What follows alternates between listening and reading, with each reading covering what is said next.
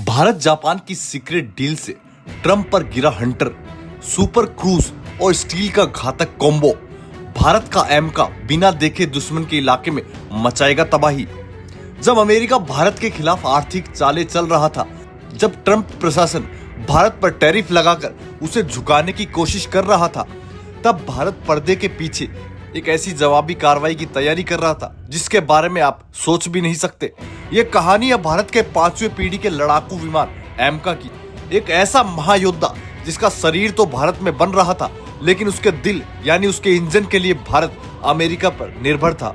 America इसी निर्भरता का फायदा उठाकर भारत के साथ छल कर रहा था। एमका और भारतीय नौसेना के टेड बीएफ फाइटर जेट के लिए इंजन देने में लगातार देरी कर रहा था ताकि भारत की हवाई ताकत को कंट्रोल में रखा जा सके। लेकिन वो भूल गए थे कि ये नया भारत है। भारत ने अब अमेरिका के धोखे को दरकिनार करते हुए इस पूरी इंजन डील को ही बाईपास करने का फैसला ले लिया है। भारत ने एक ऐसे मित्र देश के साथ हाथ मिलाया है जिसका नाम सुनकर ही चीन और पाकिस्तान की नींदें उड़ जाएगी। ये देश है जापान। भारत अब अपने सबसे घातक लड़ाकू विमान में जापान का दिल यानी उसका सबसे शक्तिशाली इंजन लगाने की तैयारी में है। ये एक ऐसा कदम है जो ट्रंप प्रशासन पर एक तरह का हंटर गिरा देगा। देखिए, एशिया के आसमान में असली जंग का फैसला फाइटर जेट के डिजाइन से ज्यादा उसके इंजन की ताकत से होता है। चीन पहले ही अपनी 5वीं पीढ़ी का J-20 फाइटर जेट बना चुका है, जो भारतीय वायुसेना के लिए गंभीर चुनौती रहा है हमेशा से। इस चुनौती से निपटने के लिए भारत अपना खुद का 5वीं पीढ़ी का फाइटर जेट एमका बना रहा है। लेकिन किसी भी फाइटर जेट की असली ताकत उसका इंजन होता है। यहीं पर भारत का पेच फंसा हुआ था। भारत अब तक अमेरिका की general electric GE company F414 engine पर निर्भर था। ये वही इंजन है जो भारत के तेजस एमका K2 को भी शक्ति देता है। लेकिन एमका और भारतीय नौसेना के लिए बनने वाले ट्विन इंजन डेकबेस फाइटर डेड BF के लिए भारत को एक ज्यादा शक्तिशाली इंजन के साथ साथ पूरी टेक्नोलॉजी ट्रांसफर भी चाहिए थी, ताकि भविष्य में हम ऐसे इंजन खुद बना सके। और यहीं पर अमेरिका खेल रहा था। वो भारत को पूरी टेक्नोलॉजी देने में आनाकानी कर रहा था और डील को लगातार हल्के में ले रहा था। भारत ने दुनिया को संकेत दे दिया था कि अब वो अमेरिका के भरोसे बिल्कुल नहीं बैठेगा। भारत ने यूके, फ्रांस और सबसे महत्वपूर्ण जापान के साथ इंजन को डेवलपमेंट के विकल्प तलाशने शुरू कर दिए थे। तो भारत पहुंचा जापान के दरवाजे पर और जापान ने भारत के सामने जो पेशकश रखी वो किसी गेम चेंजर से कम नहीं। जापान ने भारत को अपने सबसे आधुनिक और शक्तिशाली इंजन MSUBI XF91 को साथ मिलकर बनाने का ऑफर दे डाला। ये वो इंजन है जिसे जापान ने अपनी अगली पीढ़ी के फाइटर जेट के लिए विकसित किया था। अब जरा इसकी ताकत का अंदाजा लगाइए। ये इंजन आफ्टर बर्नर के साथ लगभग 110 किलोन्यूटन का थ्रस्ट पैदा करता है। इसकी तुलना अगर अमेरिका GF414 98 किलोन्यूटन और फ्रांसीसी सेफान M8 75 किलोन्यूटन से करे तो ये कहीं ज्यादा शक्तिशाली है। लेकिन असली जादू इसकी दूसरी क्षमताओं में छिपा है। इसमें हाई टर्बाइन इन land temperature, advance single crystal blades और लो ऑब्जर्वेबल यानी स्टील डिजाइन जैसी खासियतें हैं। और सबसे बड़ी बात, इसमें सुपर क्रूज की क्षमता है।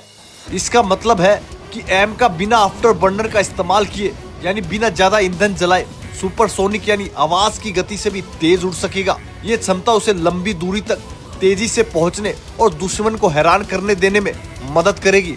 हालांकि भारत के पास दूसरे विकल्प भी है।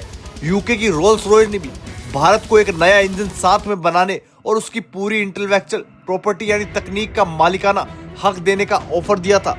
वहीं फ्रांस की सफरान कंपनी भी अपने राफेल वाले M88 इंजन को अपग्रेड करके एक 110 से 120 पिस्टन थ्रस्ट का वादा कर रही है। लेकिन जापान के साथ डील सिर्फ एक इंजन की डील नहीं बल्कि एक रणनीतिक साझेदारी है। भारत और जापान दोनों ही चीन की बढ़ती सैन्य ताकत से चिंतित है। ये इंजन डील इन दोनों देशों को हिंद प्रशांत क्षेत्र में एक ऐसी संयुक्त सैन्य ताकत बना देगी जिसका सामना करना चीन के लिए लगभग नामुमकिन हो जाएगा। लेकिन ये कहानी सिर्फ एक बेहतर इंजन खरीदने की नहीं, ये कहानी है उस कूटनीतिक चक्रव्यूह की जो भारत ने दुनिया की महाशक्तियों के लिए बिछाया है। भारत की ये मल्टी सोर्स डिप्लोमेसी ट्रैप एक मास्टर स्ट्रोक है। भारत एक ही समय में अमेरिका, यूके, फ्रांस और जापान चारों से इंजन के लिए बातचीत कर रहा है। इससे हर देश को ये लग रहा है कि डील उसी के साथ पक्की होगी और इस चक्कर में हर कोई बेहतरीन से बेहतरीन टेक्नोलॉजी कम से कम कीमत पर ऑफर कर रहा है, जबकि भारत का असली इरादा तो हर किसी से बातचीत करके अपने लिए सबसे ज्यादा टेक्नोलॉजी ट्रांसफर और सबसे ज्यादा फायदेमंद सौदा हासिल करना है। दूसरा बड़ा दाव है हिंद प्रशांत महासागर पावर ब्लॉक। जापान के साथ इंजन की साझेदारी चीन के लिए एक ड्यूल फ्रंट यानी दो मोर्चे वाला खतरा पैदा करेगी। पूरी चीन सागर में जापान उसे चुनौती देगा और हिमालय व हिंद महासागर में भारत उसके लिए घेराबंदी करेगा। XF-91 इंजन की छुपी हुई ताकत है, इसका सुपर क्रूज और स्टील का कॉम्बो ये भारतीय वायुसेना को ऐसे गुप्त ऑपरेशन करने की अनुमति देगा जिसके बारे में आप सोच भी नहीं सकते। जब चीन को पता चलेगा कि भारत के पास उससे बेहतर इंजन वाला फाइटर जेट है तो वो अपने विमानों को कुछ ही इलाकों तक सीमित करने पर मजबूर हो जाएगा। यह अमेरिका पर निर्भरता तोड़ने की सबसे बड़ी चाल है। सबसे बड़ी बात भविष्य के हथियार इंटीग्रेशन का गुप्त एजेंडा। ये शक्तिशाली इंजन भविष्य में अमेरिका को हाई एनर्जी लेजर हथियार और हाइपरसोनिक मिसाइलें ले जाने की भी ताकत देगा।